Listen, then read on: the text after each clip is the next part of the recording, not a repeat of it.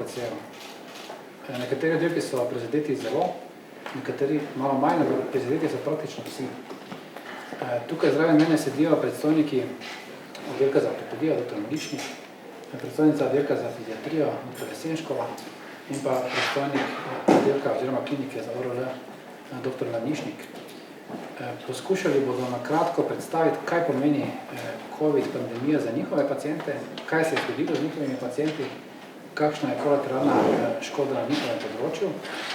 Ker pa vem, da je danes začne veljati oziroma je začel veljati odlok vlade v zvezi z izpolnjevanjem PCT pogojev, bomo nekaj spregovorili na koncu, prosim lepo, tudi o tem bomo odgovarjali na vprašanje v zvezi s tem.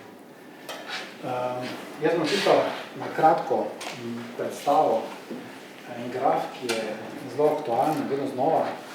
Vidite vse 4 valove pandemije, COVID pandemije v naši ustanovi. Tisti mali vršiček na levi strani je prvi val pandemije, v tem času smo v naši ustanovi obravnavali vsega skupaj 107 pacientov, COVID pacientov. Veste, da je bil takrat kompleten lockdown in je bila kolateralna škoda pravzaprav zelo velika, ker smo pravzaprav takrat delali samo urgentne operacije oziroma urgentne obravnave in pa onkološke paciente. Potem je prišel drugi in tretji val, ki sta bila izjemno visoka, več kot 3000-3500 pacientov v naši ustanovi številni z intenzivno terapijo. In zdaj tukaj, kot vidite, na desni strani četrti val, te številke kažejo, koliko pacientov imamo danes. Danes jih je 59 oziroma 60. V najvišjem vrhu drugega vala smo jih imeli 240.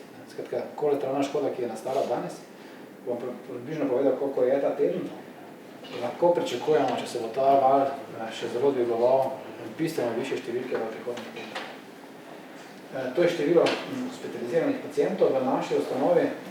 Kot veste, so se številke ekspotentno večale v prvih 3-4 tednih v avgustu. Na srečo zadnjih 10 dni te številke ne naraščajo več tako zelo. Tega smo zelo veseli. Ampak kljub temu v tem trenutku obravnavamo 59-60 pacientov, od tega jih 20 potrebuje intenzivno terapijo. Zdaj tukaj še nekaj grafov, koliko je dnevno potrjenih primerov. Te številke spremljate, vidite, da vsak teden te številke bistveno naraščajo. Ta cena je bila delana prejšnji teden, ampak številke zadnjih nekaj dni so preko 1300. Zanimivo pa je tudi to, kako je distribuirana številka, kar se tiče okužb. Vidite, da so daleč najvišji stopec pri pacientih oziroma ljudeh, ki so stari med 15 in 24 let, pri mladih populaciji, tam se zelo širi, na srečo manj pri starejših, ampak morate vedeti, da je tukaj precepljenost bistveno boljša, ampak tudi mladostniki, otroci so prenašalci in to seveda moramo vedeti. To je analiza, ki prikazuje, kakšna je vsebnost SARS-CoV-2 v odpadnih vodah. Kot vidite, v času drugega in tretjega vala je bila ta graf relativno visok in spet zelo narašča v zadnjih dneh, v zadnjih tednih v Sloveniji, tako da lahko z gotovostjo pričakujemo še večje število okužb. Tukaj še diagram, ki ponazarja, kako se Slovenija drži v tem, bi rekel, sosedskem okolju. Vidite, da je graf, ki prikazuje Slovenijo, ki je črno označena, daleč najvišji v primerjavi z vsemi sosedami. Situacija pa nas je relativno slaba, kar se tiče števila okužb, mogoče nekoliko boljša, kar se tiče števila hospitaliziranih pacientov. Predikcije so težke, napoveduje se relativno visok četrti val, ampak nihče ne upa povedati natančne številke in tudi ne, kdaj se bo končal, ampak te pikice kažejo na to, da so tudi neugodne predikcije presežene v zadnjih dneh pa v zadnjih tednih. Pričakuje se, da bomo imeli 13. To je že bilo, to je že za nami, ampak 17. to je pa po jutrišnjem, da bomo potrebovali 300 do 435 akutnih postelj in ta številka se pravzaprav zelo jasno uresničuje, isto je na področju intenzivne terapije. Zdaj te grafe verjetno že poznate, prikazujejo, na kak način se aktivirajo vse bolnišnice, praktično so že čisto vse aktivirane, kar se tiče COVID pacientov že v tem trenutku. In koliko pacientov morajo, ali pa smo dolžni oskrbovati v posameznih ustanovah. Vidite, da je seveda UKC Maribor vedno na drugem mestu za klinični center v Ljubljani, kar je seveda proporcionalno in primerno. Ampak pričakuje se da bomo morali v petek, to se pravi čez 2 dni, zagotoviti prostor za 50 akutnih bolnikov in pa 24 bolnikov, ki potrebujejo intenzivno terapijo, na to smo pripravljeni. Prostore so že pripravljeni, kader je že pripravljen, ampak se bojimo, da bodo te številke bistveno večje. Zdaj, to je ocena, ki smo jo podali v ponedeljek in ki predvideva, koliko bo ta COVID pandemija v tem tednu stala ne-COVID paciente oziroma bele paciente. Ocena je takšna, da bo odpadlo približno 180 do 200 operativnih posegov, 64 ambulantnih operativnih posegov, več kot 2000 ambulantnih pregledov in tako naprej. To so ocene, ne moramo natančno povedati, kako se bodo stvari dejansko odvijale, ampak zakaj je temu tako? Zato, ker 60 COVID bolnikov zahteva prerazporeditev kadra, ki ga mi od nikoder ne moramo vzeti. Morate vedeti, da je cel zdravstveni sistem, tudi naša bolnišnica, je pred COVID krizo deloval na maksimalnih obratih. Če pa ne nazarim, kozarec je bil do vrha poln, in če v ta kozarec nalivaš dodatno, želiš naliti še dodatne tekočine, bo ta stekla po mizi ali pa po tleh. In to se dogaja. Skratka, ljudje, ki so prerazporejeni na COVID delovišče, govorim zdaj samo o zdravnikov, zdravnikov, kot vidite, več kot 40 razporejenih na COVID delovišča, intenzivna terapija, akutni pacienti in približno 200 medicinskih sester pomeni, da ti nekaj manjkajo. Ti manjkajo na oddelkih, kot so ortopedija, ORL, fiziatrija in tako naprej, in ti pacienti ne morejo biti obravnavani. Tako da tu smo zdaj, bi jaz tukaj zaključil, pa bi mogoče prosil dr. Moličnika, da začne z svojo prezentacijo, pa pove, kaj to pomeni za ortopedske paciente. Jaz upam, da se to slišalo.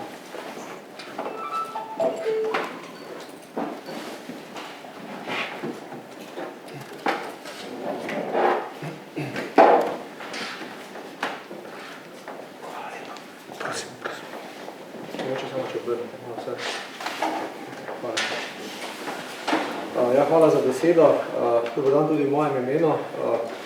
Tukaj sem predstavnik ortopedske stroke v tej ustanovi.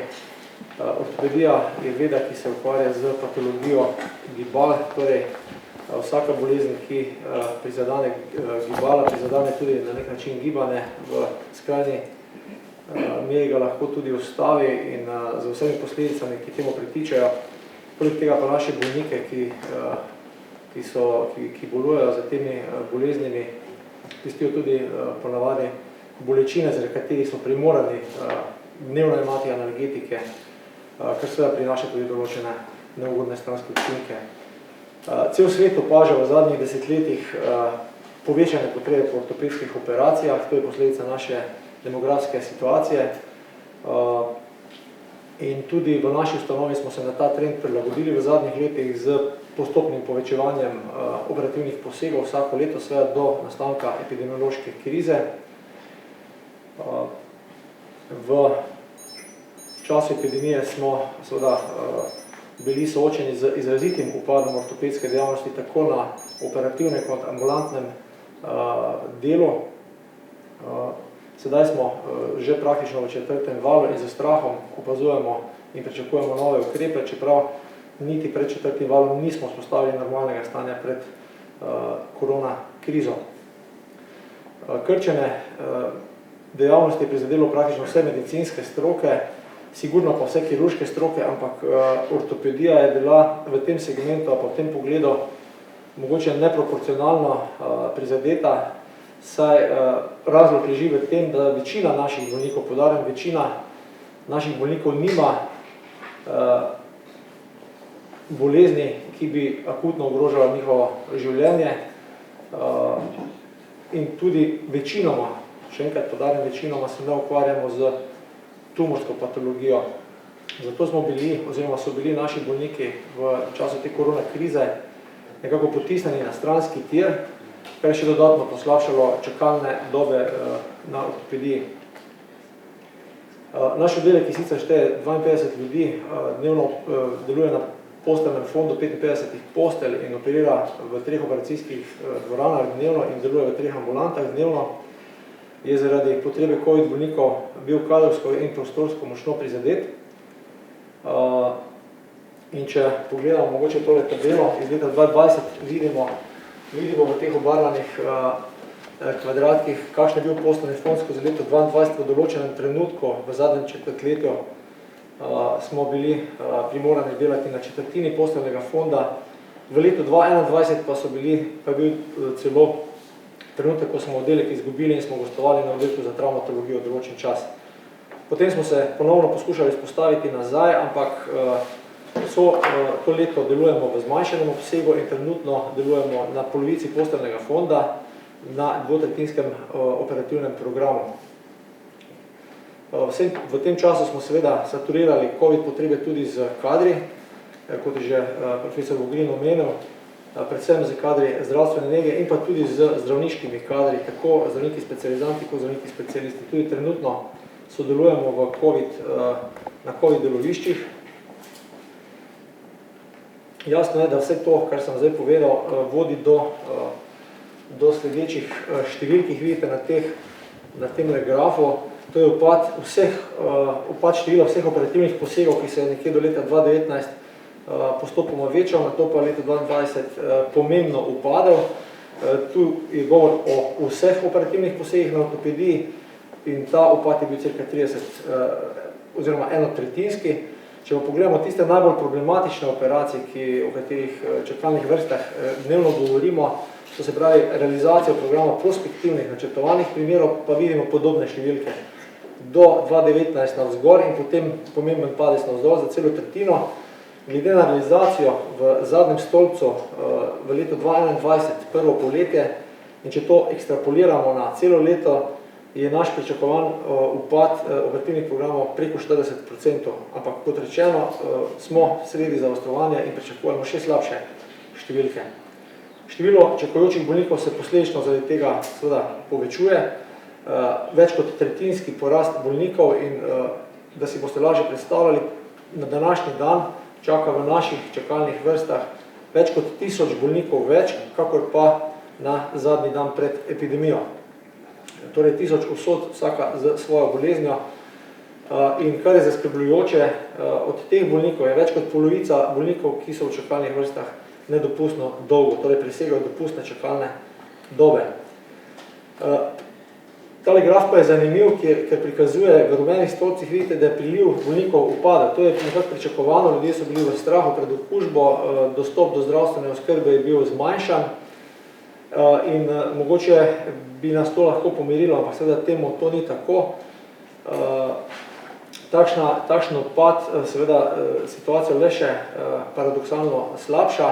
Mnogi bolniki čakajo do zadnjega trenutka v domačem okolju, dokler ne pride do takšnega poslabšanja zdravstvenega stanja, da je dejansko ogrožen tudi izhod oziroma prognoza kasnejšega zdravljenja pri nas in to seveda ni dobro. Da pa ne bomo govorili samo o suhoparnih številkah, vam bom skozi 3 primere, ki jih dnevno srečujemo v praksi, pokazal, kaj ta korona pomeni za nekorona paciente in jih srečujemo te zgodbe praktično na dnevni bazi. Primer bolnice, ki je v decembru 2019 čakala tik pred posegom zaradi, bom rekel, temu tipične obrabe levega kolka na levi strani zaslona zaradi aseptične nekroze, to je infarkt glavice. Na to pa v kratkem času, gospa je zaradi tega seveda potrebovala analgetike, bergle, skratka bila uvrščena na poseg, potem pa v kratkem času dramatično poslabšanje, skoraj z izgubo zmožnosti hoje in pa dramatično poslabšanje tudi rentgenske slike z raztapljanjem kostnine, ki je otežil potem operativne pogoje med samim aktom operacije. Pa primer podobne bolnice z obrabo kolena oktobra 2020, relativno enostavna obraba, ki se v septembru 2021 drastično poslabša, kar je pričakovano, ampak na skrajni desni strani vidite bolničino rentgensko sliko kolena po operaciji z kolenskim implantatom, ki ga pri takšnih operacijah ne uporabljamo ponavadi, ker ni potrebe. Takšen implantat je bil potreben, ker se je zdravstveno stanje na bolničnem kolenu tako poslabšalo, da smo potrebovali bolj kompleksen poseg z dražjim implantatom. Za primerjavo pa lahko pogledate na skrajni desni implantat, ki ga bi sicer gospa dobila ob pravočasni operaciji. Ali pa primer bolnice, ki zaradi strahu pred korono tudi že že planirana za poseg zaradi izrabe umetnega kolka, pa zaradi strahu je ni bilo blizu in potem prijemo do takšne izrabe, katastrofalne izrabe dela kolčne endoproteze z ustvarjanjem dobesedno opilko v telesu bolnice z hudo vnetno reakcijo in hudimi bolečinami. Ortopedi smo na težek položaj ortopedskih bolnikov že upozorili z podajo smernic, ki jih je podalo v okviru združenja, Slovenskega zdravniškega združenja strokovni svet za ortopedijo v smislu nacionalne izhodne strategije zdravstvenega sistema po post-covid obdobju, vendar v tem času seveda nismo dobili ustreznega odgovora. Dejansko pa so ukrepi, ki so veljali že pred korono, s katerimi so se zmanjševale pereče čakalne dobe, veljali tudi sedaj. Mogoče je to v tem trenutku vse z moje strani. Ja, hvala lepa, Andrej, ker danes se bo tudi samo zamenjati, da sedeže, da lahko. Vsi govorniki bodo na voljo za vprašanje kasneje.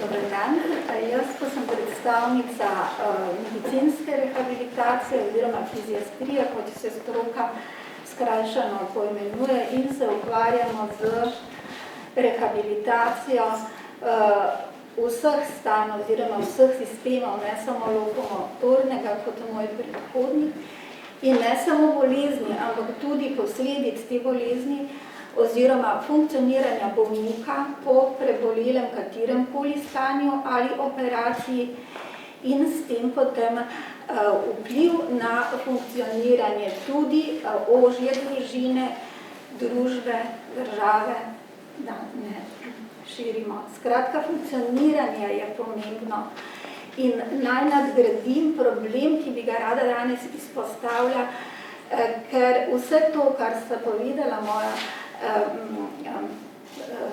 govornika pred menoj in kar je celostno strnil strokovni direktor, je v rehabilitaciji še potencirano. Kajti vedno smo na repu tako uvidevnosti ustanove, družbe, kakor tudi potrpljenja bolnikov, ki prihajajo na rehabilitacijo, potem, ko so naleteli že na vse te ovire, katere ste slišali in so bile povedani. Ta bolnica, ki je čakala na endoprotetiko kolka, je seveda tudi naša bolnica, ampak je bila v tem primeru naša bolnica zato, ne ta konkretna, ampak karikirano povedano, zato, ker je bila tudi obolela za COVID boleznijo. To so bili bolniki tako lokomotorni, kakor tudi nevrološki po kapi, da ne govorimo o bolnikih z posebnimi potrebami, onkoloških bolnikih, starostnikih itd. Rehabilitacija je bila ogrožena, poseglo je na področje rehabilitaciji na dveh nivojih. Tem z nepredvidljivimi posledicami COVID-a, ko se je soočala celotna stroka in družba, in z temi, da že prej za rehabilitacijo ni bilo dovolj poskrbljeno in da mreža rehabilitacije ne samo v UKC Maribor, ampak tudi v Sloveniji ni bila pokrita. Torej, znašli smo se v hudem precepu in v hudi skošnjavi, kajti rehabilitirati je potrebno akutne bolnike in bolnike na intenzivni negi, kar se tiče COVID-a, in vse te, ki so čakali, ni mogli dobiti datuma za operacijo, je pa bilo zato priporočeno naj nujno opravi medicinsko rehabilitacijo. Da se vrnem na svojo zgodbo, ta nujna in kakršenkoli predznak zlorabe napotnic nujnosti, o tem bi se lahko kdaj drugič pogovarjali, je v medicinski rehabilitaciji velik, saj rehabilitacija ni nujna. Rehabilitacija pač ni nujno stanje, smo rekli, ker ne rešuje življenja na kratek rok, rešuje pa na dolgi rok funkcioniranje človeka. Zakaj je pri nas kriza bila toliko in je še vedno pravzaprav nedopustno velika? Kajti poleg tega, da se je vse to zgodilo, smo tudi z dnem, ko je država razglasila epidemijo v prvem valu, izgubili tudi svoje prostore.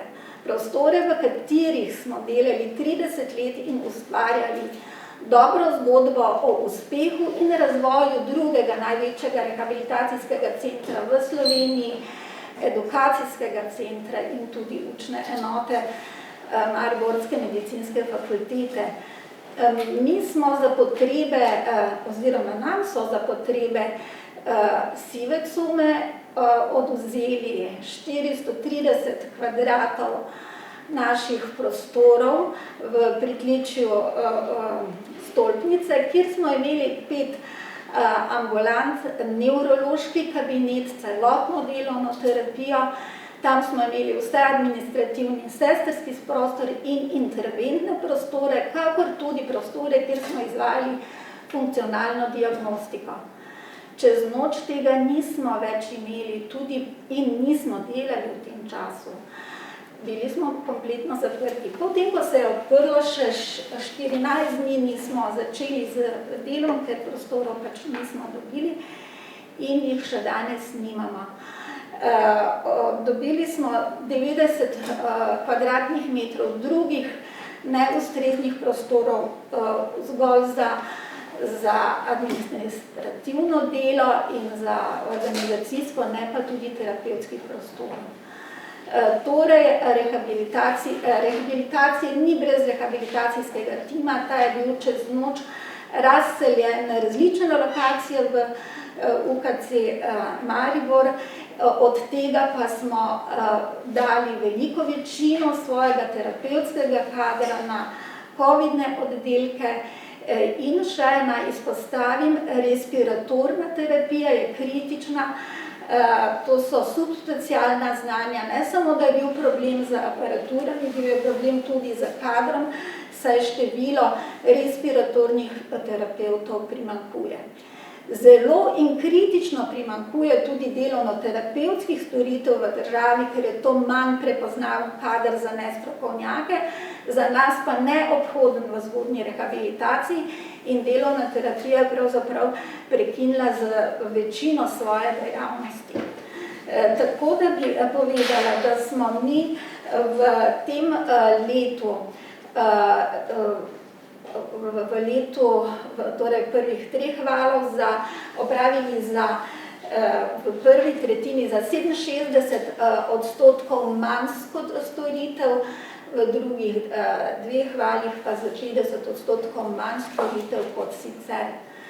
To se seveda odraža tudi na bolnikih, ki so zdaj komaj dočakali operacijo ali pa komaj dobili ustrezno zdravljenje in so napoteni na rehabilitacijo, pa te rehabilitacije ne morejo dobiti. Naj še povem, da smo se morali reorganizirati v UKC Maribor zaradi omejenega prostora, kadra in možnosti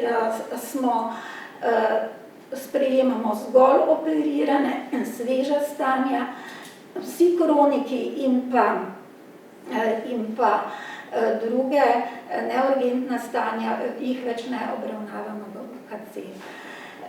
Tako da,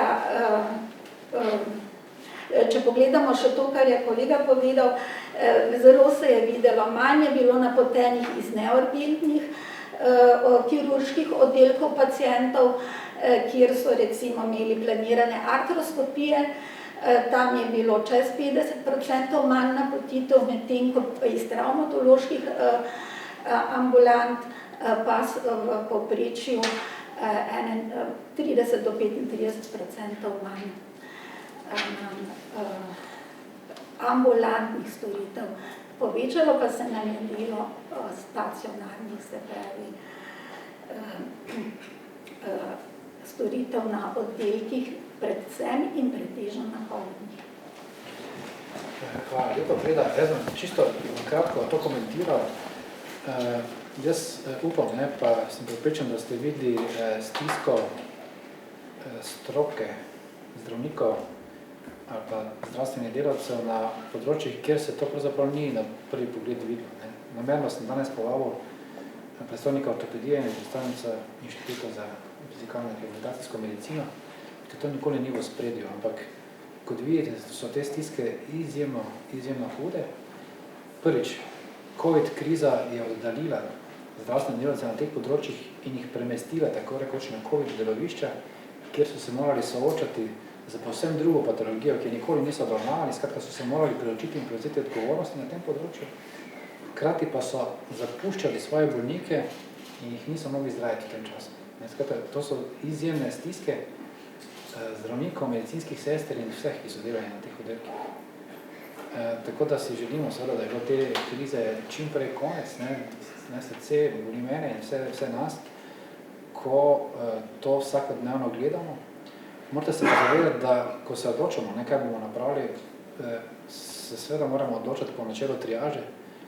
V zdravstvenih ustanovah moramo najprej obravnavati paciente, ki nujno potrebujejo takoj zdaj terapijo. In to so zdaj COVID pacienti. Vsi, ki so danes hospitalizirani, so na kisiku, nujno potrebujejo zvanje takoj. Zato se moramo odločiti tako, ko se odločamo, na žalost. Ampak upamo, da bo tega čim prej konec. Zdaj pa še dr. Laničnik, tudi sem se pride.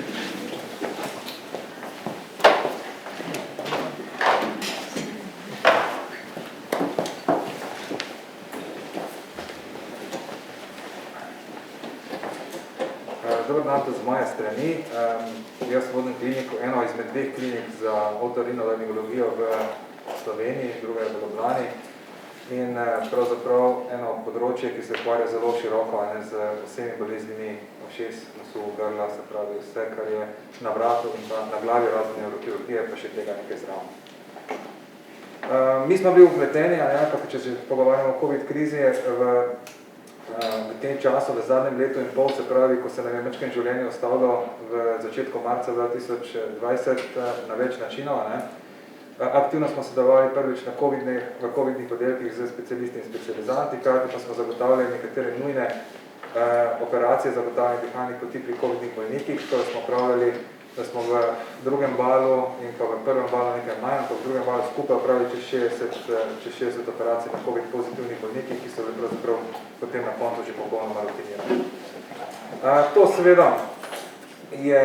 seveda je pustilo in pa predvsem zmanjševanje programov in pa razporejanje kadra je pustilo potem tudi določene posledice na programih, regularnih programih oziroma, kot temu rečemo, prospektivnih programih, ki so predmet čakalne liste pri naših bolnikih. 2019 leto je bilo za nas izrazito uspešno leto, da tako rečem, ker smo zmanjšali čisto vse čakalne dobe, recimo temu na nekaj sprejemljive ravni, s tem, da smo povečali naše obrata, število operacij v letu 2019 v regularnem delu, se pravi rednem delovnem času za približno 30%, kar se potem tudi na koncu poznalo na konc leta, da smo vstopali v letu 2020 z nekimi recimo optimističnimi idejami, kako bomo pravzaprav to še zmanjševali, potem je prišel pa pač COVID, rezultat je bil, da je bila realizacija programov v letu 2020 izrazito slaba, se pravi, pogovarjamo se okrog 60% prospektivnega programa. V letošnjem letu, v prve pol leta, ko smo se pa pač reorganizirali COVID-u na vkljub, pa smo v prvih 6 letih, tudi v času drugega vala, poskušali čim bolj zagotavljati nekako oskrbo za vse naše bolnike in je bila realizacija programa, predvidenega programa, ki je nastavljen na leto 2019 77 oziroma 78%, glede na leto 2020, nečega pogledamo pa 130%. Tako da ni vse tako črno, malo smo se probali vseeno vrniti, da nekako reorganizirati na ta način, da probamo to nekako zagotoviti, čim boljšo oskrbo, da je pravzaprav ta paralelni svet, rečem, ne-covidni svet trpi čim manj. Žal pa je ORL ena druga težava nastopila. Nastopila je, da pravzaprav je klinika za ORL postala center pravzaprav za pol Slovenije ali pa še malo več, tako za sekundarno kot za terciarno dejavnost, predvsem zaradi izpada v drugih bolnišnicah in sicer Murske Sobote, kjer v zadnjem letu dni, oziroma leto in pol, niso operirali niti enega bolnika. V zmanjševanja potem operacij v Celju in pa predvsem zmanjševanja operacij v kliničnem centru v Ljubljani, zopet verjetno posledično COVID. Rezultat tega je, da imamo izrazito velik transfer in pa priliv bolnikov iz drugih delov države, kar pa pravzaprav to pa je zdaj nastal problem, kar pa zelo težko kompensiramo, ker enostavno nismo bili dimenzionirani za take premike. Tudi verjetno to bomo nekako rešili, se smo še vse na koncu, je pa žal, da čakalne dobe pa so seveda narasle, če jih tako malo smo analizirali, zdaj to ne bi utrujal zdaj za vsak, ker mi zagotavljamo približno 45 različnih storitev, kirurških, takšnih in drugačnih, ampak če samo povem, da je tisto famozno, mislim, da je bilo na Pop TV-ju takrat neka zgodba, ko je eden dobo v Ljubljani čakalna doba za leta 2031, se pravi, da bo kirurg je prej v penzionu, kogar pa bo pacienta lahko operiral za operacijo nosnu in nosnega pletina, je v UKC Maribor čakalna doba, realizirana čakalna doba bila nekje v začetku julija, oziroma na koncu julija, ko smo to analizo delali, približno 560 dni, kar pomeni leto in pol. Mi smo na 10 letih, nismo pa zadovoljni tudi da je leto pa pol čakajo, pa 2 leti čakajo taki pacienti. Je pa seveda, ker ljudje to vidijo, veste, zdaj je pač online, umestnik je zven, vtipkajo noter in se prijavijo in seveda imamo te prilive vsakodnevne. Gledamo in bo tudi pri nas, bojo zaradi teh stvari začeli čakalne dobe ustrezno naraščati. Na ambulantnem segmentu smo se trudili, da pravzaprav nismo odpovedovali skoraj da nič ambulant, ampak ali pa smo jih odpovedovali minimalno. Tako da je realizacija ambulant približno tekoča. Čakalne dobe v ambulantah jih lahko preverite tudi na SVM, so v zakonskih dobah, so se podaljšali predvsem za tiste, v zakonskih okvirih so se podaljšali predvsem ambulantni pregledi, čakalne dobe za ambulantne preglede zelo hitro, zaradi tega, ker pravzaprav je postala zdaj to nekako modus operandi pošiljanja, se pravi paciente pod to stopnjo nujnosti, tako da se ta del se nam je malo ušel z rok v smislu tega, da se je podaljšal na nekih malo več kot 14 dni, se pravi na 14 dni do 20 dni, kar je za nas ni sprejemljivo, pa smo pač povečali te termine, tako da tudi tukaj nekako se držimo. Treba pa povedati, da mi imamo pogona, zelo veliki pogon ambulantni, to je 35,000 pregledov letno. Zdaj v letošnjem letu, pa prvo pol leta, bo okrog 15,000 pregledov realizirani, kar pomeni, da smo v letošnjem letu, ne glede na COVID-no krizo, tako rekoč na tekočem, nekaj manj je pa tudi napotitev, to pa tudi opažamo. Če ne bo slabše, da tako rečem, kot je zdaj, bomo do konca leta nekako prekrižarili v temle tempu, potem pa naslednje leto upamo, da vržemo vse sile v to, da te, kar se je nakopičilo, oziroma vse te stvari, te paralelnega sveta, ne-covidnega, probamo se nekako spraviti v meje, ki so sprejemljive tako za nas, tako za paciente, ker to ni luštno, gledati, pa ne videti pacient, ko te vpraša, kdaj bo na vrsti, da bo lahko daš tam pravzaprav en tak, pa rečemo temu že skoraj, da ne sravno datum. Pri nas je to mogoče malo manj, so pa seveda nekaj take, da pa nekoga naročiš čez 10 let, je pa mogoče nas se zaprašati, oziroma mislim, da ni vredno. To zagotovo govori v neko problem. Edino, kar pa vse tako rečeno, trudimo se maksimalno, kar se lahko, in če bomo ostali na tem nivoju, kar je zdaj se kaže, in zato še jaz tudi pozivam vse, kjer se še ni cepilo, da lepo prosimo, da se cepite, zaradi tega, ker je to cepivo varno. kolikor je pač lahko varno, bolj varno, kolikor je to skoraj da ne more biti. V naši družini smo cepljeni vsi, jaz sem cepljen 3-krat, tudi za booster dozo, tako da pravzaprav na kliniki za ORL so vsi zdravniki cepljeni, sestri se pa zdaj cepijo, tudi da bomo prišli čez 70-80% precepljenosti. Hvala lepa, Boštjan, hvala lepa vsem trem predstojnikom.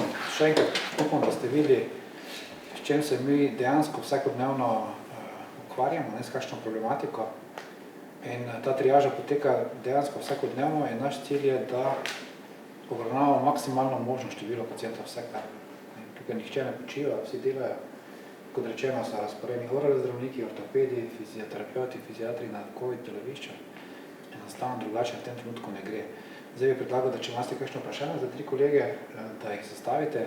Jaz bom o tem še malo stopal, bomo mogoče o tekoči problematiki, cepljenju, uveljavljanju pravilnika in tako naprej, govorili malo kasneje. Jaz bi mogoče gospodu Linka za vas vprašanje, če lahko malo strne naprej. Zdaj ste navedli pravzaprav kakšno je stanje od začetka epidemije, kako pravzaprav narašča to število čakajočih. Zanima me, predvsem, kje ste zdaj, torej kakšna je danes prelomnica, kateri oddelki ne bodo delovali, katere operacije bodo potekale, da mogoče celostno malo povzavljamo. Ja, to se spreminja vsakodnevno. Prej sem pokazal približno oceno, ki smo jo dali v ponedeljek za ta teden. Konkretno so pacienti, COVID pacienti hospitalizirani na oddelku za psihiatrijo. Tam imamo 20 intenzivnih pacientov, ki potrebujejo intenzivno terapijo in približno 22 akutnih. Potem je COVID enota na infekcijski oddelek, skratka celotni infekcijski oddelek je izseljen. Infekcijski pacienti in ne COVID pacienti so nameščeni na kliniki za interno medicino, skratka zelo je prizadet oddelek za infekcijske bolezni. Potem pa v okviru klinike za kirurgijo so intenzivni pacienti nameščeni v pritličju oziroma v kleti oddelek za neurokirurgijo. Rdeča cona je na 5. etaži, skratka še ena etaža in pa še ena etaža se pripravlja za dodatno intenzivno enoto. Poleg tega imamo v tem trenutku že izseljeno prvo etažo klinike za ginekologijo, kjer je naslednja enota COVID enota. Število zdravnikov, ki so razporejeni na ta delovišča, sem tukaj pogledal.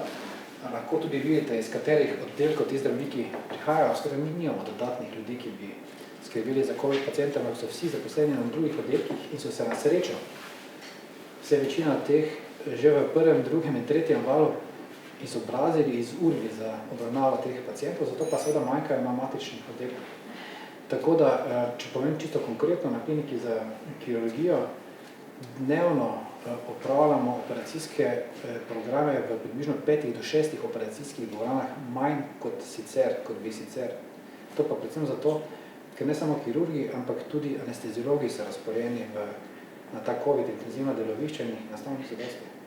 Vsaka dodatna COVID intenzivna postelja pomeni premik dodatnega števila anestezistov ali pa drugih kadrov na ta delovišča in zmanjšanje programa. Na srečo lahko rečem to, da smo na 4. val bistveno boljše pripravljeni kot na 2. in 3. Ravno zato, ker smo kadre educirali, da so sposobni delati na teh deloviščih, ne samo anesteziologi, ampak tudi drugi kirurgi, pediatri, ginekologi in tako naprej. In smo na ta način izboljšali učinkovitost. Več ljudi to obvlada in jih lahko vključujemo v to delo. Kako bo to v ambulantnem delu, ne znam natančno povedati, ampak določeno število ambulant se bo gotovo zapiralo postopno, nekaj danes, nekaj v prihodnjih dneh, odvisno je vse od števila COVID pacientov. Ampak zdaj ostali programi delujejo v kakem razmerju, v kakih odstotkih, kaj mogoče ne deluje sploh kaj še? Razen COVID-a? Ne, jaz sem še enkrat povedal. Mi delujemo približno zdaj na 90% vseh ostalih programov. Skratka, 90% vseh obravnav v naši bolnišnici v tem trenutku poteka normalno, približno 10% pa je namenjeno za COVID paciente. To je zelo potrebno podariti, kot vidite, vsi oddelki delujejo, ampak v nekoliko zmanjšenem obsegu. Onkološki delujejo v celotnem obsegu, porodnišnica v celotnem obsegu, določeni oddelki, ki imajo onkološke paciente v celotnem obsegu, urgenca v celotnem obsegu, ortopedija pa v zmanjšenem. ORL tudi nekoliko zmanjšenem, fiziatrija pa v zmanjšenem.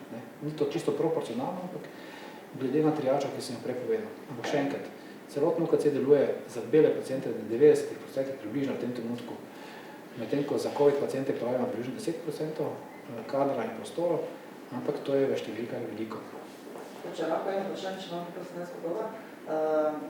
Par dni nazaj je bilo sporočeno z vaše bolnišnice, da je zmanjkalo cepiva Janssen. Tu me zanima, kako ste zdaj s tem cepivom. Mislim, da je posod problem, oziroma kaj boste delali na tem, da cepiv ne bo zmanjkalo, glede na to, da pozivate vsi k cepljenju in ali vas preseneča, ne vem, koliko ljudi se vzeli. Bom odgovoril kasneje, ker imam pripravljene slide na to temo.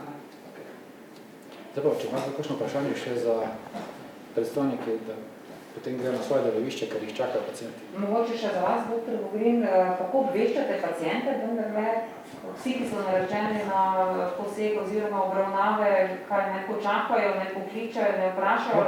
Kot rečeno, bom to povedal kasneje. Če ima kdo kakšno vprašanje. Ako še jaz reč, Miha Drospopter, imate morda kakšen podatek, koliko operacij denimo je bilo odpovedanih med epidemijo tem letem in pol skupaj? 6000 približno. Imate podatek, so bile kakšne operacije odpovedane tudi za že hospitalizirane bolnike? Prav gotovo, da.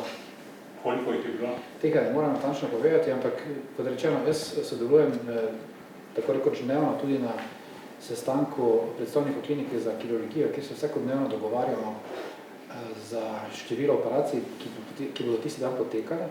Tu so dva omejujoča dejavnika. Prvič število anesteziologov, ki so na voljo za dajanje narkoze za paciente, vsaki operacijski potrebujemo seveda anesteziologa. Drugi omejujoč faktor pa je število prostih postelj v intenzivni terapiji. Namreč nekateri pacienti po kirurških posegih že po defaultu potrebujejo intenzivno terapijo, recimo kardiokirurški pacienti, neurokirurški in tako naprej. In tudi tukaj obstajajo omejitve. Namreč zmanjšano število postelj običajne intenzivne terapije pomeni tudi manjšo možnost operacij. In tako da se je gotovo dogajalo tudi to, da je bil pacient že hospitaliziran, že na programu za operacijo, ampak smo zjutraj ugotovili, nažalost, ni prostora v intenzivni terapiji ali pa anesteziolog je bil razporejen na drugo delovišče. Tako da to se je gotovo dogajalo. Koliko tega ne vem povedati čisto natančno, ampak 6000 operativnih posegov je do sedaj v UKC Maribor v času COVID krize bilo upravljenih manj, kot bi bilo sicer. Še to mi zanima, zakaj se je vodstvo takrat odločilo, da odpovedati vse aktivne zdravstvene obravnave razen stopnje nujnosti nujno, čeprav je bilo navodilo, mislim, da Ministrstvo za zdravje drugačno. Ves čas smo sledili navodilo Ministrstva za zdravje, ne samo to, mi smo število operacij, pa tudi vseh drugih posegov obravnav delali v maksimalnem možnem obsegu. Nismo tega zavirali, ampak smo delali tudi mimo navodil, če bi to bilo mogoče.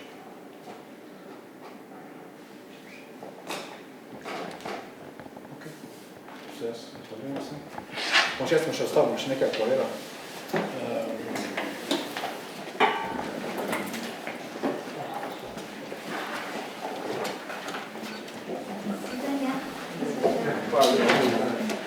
A lahko to še malo pustite, jaz bi potem fotografiral, ko se zelo slabo vidi, ampak sta zelo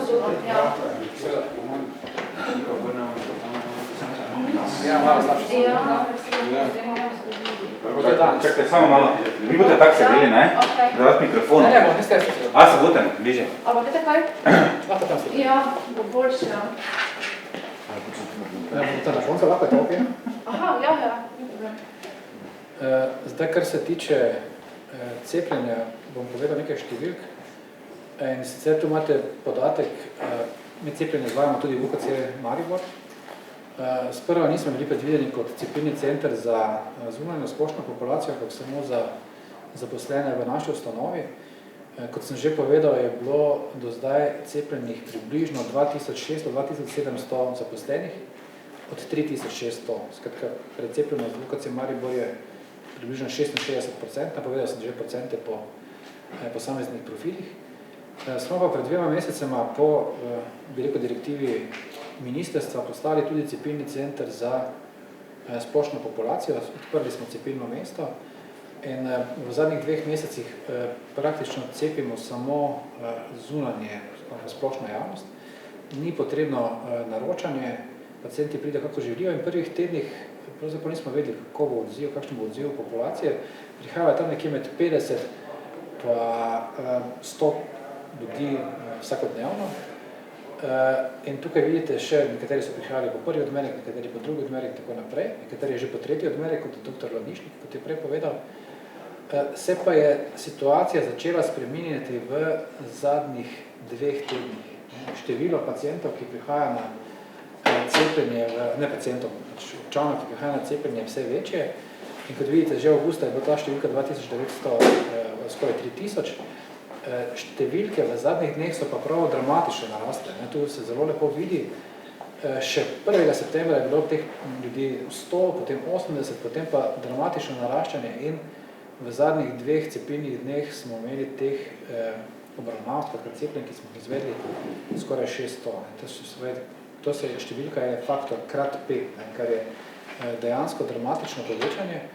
In kot je bilo prej zastavljeno vprašanje, mi pravzaprav tega nismo pričakovali in je včeraj dejansko zmanjkalo cepiva Janssen. Poskušali smo ga naročiti in jutri dobimo dodatnih, mislim, da 550 doz enot. Ampak glede na število ljudi, ki vsakodnevno prihaja, računamo, da bo to za mogoče 2-3 dni. Potem pa jih je zmanjkalo tudi na državnem nivoju. Skratka, ni jih mogoče več naročiti in dobiti, ne samo naše bolnišnice, ampak tudi nobena bolnišnica. In bomo seveda jih naročili, oziroma smo jih že naročili, dobili jih bomo pa takrat, ko bo to z državne strani mogoče. Tako da so v glavnem na voljo Pfizerjeva cepiva in seveda vabimo vse ljudi, da se cepijo, da prihajajo, da dejansko na ta način pomagajo sebi, zaščitijo sebe, zmanjšajo število obravnav covidnih pacientov v vseh slovenskih bolnišnicah, preprečijo smrti in da omogočijo zdravljenje ne-covid bolnikom, ki so zelo prikrajšani. To je naša velika skrb, kot smo danes povedali, večkrat povedali. Če bi danes prišel katerikoli od 40 ali 42 predstavnikov, bi povedal isto zgodbo. In to ne pripovedujemo zelo radi, ampak pripovedujemo to z težkim srcem. In ljudje so dejansko v velikih, hudih etičnih stiskah, kjer ne morejo obravnavati svojih pacientov, tako kot bi morali. Tako to bom povedal v tem trenutku, potem pa danes je začel veljati odlok, ki uvaja PCT pogoje tudi za zdravstvene obravnave. Jaz sem šel zdaj osebno preveriti na številne lokacije v kliničnem centru, kako to dejansko poteka. In situacija na terenu je takšna, da recimo na kliniki za interno medicino ali pa kliniki za kirurgijo v ambulantnih centrih prihaja, zelo velika večina pacientov pride, približno 10% jih ne izpolnjuje PCT pogoja, skratka nimajo s seboj potrdila o cepljenju, prebolelosti ali pa upravljenega testa. In za vse te paciente smo mi organizirali znotraj UKC-ja mesto, kjer je ta test mogoče napraviti, pa tudi cepilno mesto. Skratka, obe varianti sta na voljo. Šel sem preveriti tudi dejansko, koliko pacientov je prišlo na testirno mesto. Podatek iz prve roke je, da 115 danes. Zjutraj je bilo nekaj čakalne dobe, čakali so tudi do pol ure ljudje, ampak potem smo okrepili ekipe in zdaj čakalne dobe praktično ni daljše od 15 minut. Skratka, v 15 minutah lahko ta test opravijo, potem pa seveda potrebno še počakati približno 15-20 minut, da dobijo rezultat. Skratka, vsem je omogočeno, da še isti dan takoj opravijo testiranje in še isti dan opravijo kakršenkoli pregled, preiskavo, kakorkoli. Skratka, naš cilj je cilj UKC-ja Maribor, pa tudi vsega zdravstva je, da pacienti ne odpadajo. Da vsi pridejo še danes do svoje obravnave, ker če ne bodo prišli, se bodo spet podaljšale čakalne dobe in tega si nikakor ne želimo. Zdravljenje bo tudi zaradi tega bi bilo bistveno težje. Tako da to so zdaj informacije z prve roke, seveda pa sem na voljo še za kakršnokoli vprašanje.